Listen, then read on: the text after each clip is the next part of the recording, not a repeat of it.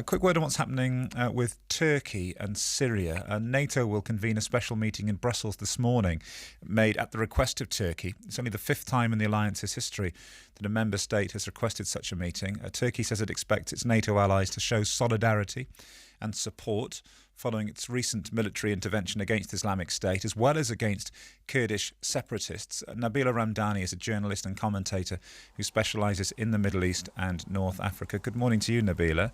Good morning. And Turkey has been reluctant to get involved in the fight against Islamic State and to get involved in Syria.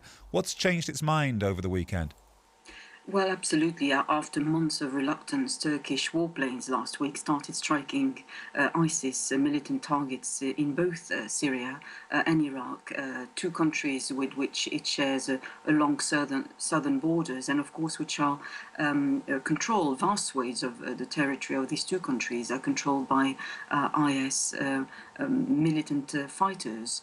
And what's changed Turkey's mind effectively is that there were attacks on Turkey recently, which left a number of dead people near its southern border, and attacks against its military forces and its police forces as well, which have effectively swayed Turkey into joining the so-called coalition of the willing, if you like, to tackle the ISIS problem more forcefully.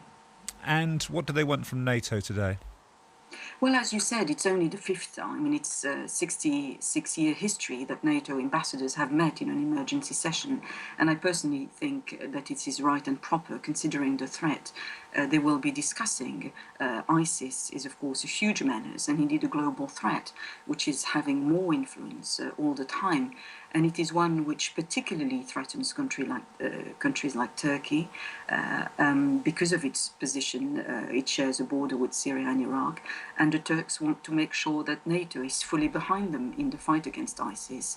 The security situation has certainly deteriorated in Turkey in recent months, and this has corresponded with the rise of ISIS. And how will NATO feel about Turkey's it's opportunism, isn't it, to strike against Islamic State, but also against PKK, the Kurdish separatists, with whom there has been a peace treaty for some time, but against whom they still remain at odds? Well, absolutely. Turkey has not only targeted the ISIS group, but also Kurdish fighters affiliated with forces battling ISIS in Syria and Iraq. And Ankara is effectively saying that it is fighting on two fronts, launching airstrikes on ISIS targets and shelling PKK positions.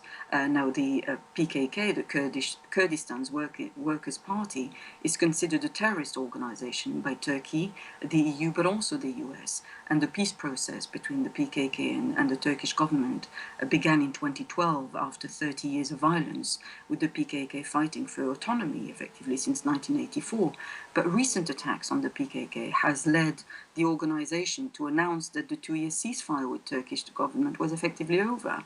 And on the other hand, you have the Turkish authorities blaming the PKK for ending the ceasefire, saying that in 2015 alone, the PKK conducted 176 bomb attacks and have also killed Turkish soldiers and police officers over the last week. But I think the US and NATO members are still not clear whether Turkey's number one target is indeed ISIS or the Kurds. So the Turkish government will certainly be expected to clarify that at the NATO meeting and to explain the measures it is specifically taking to deal with the security threats it faces. Thank you, Nabila. Nabila Ramdani there.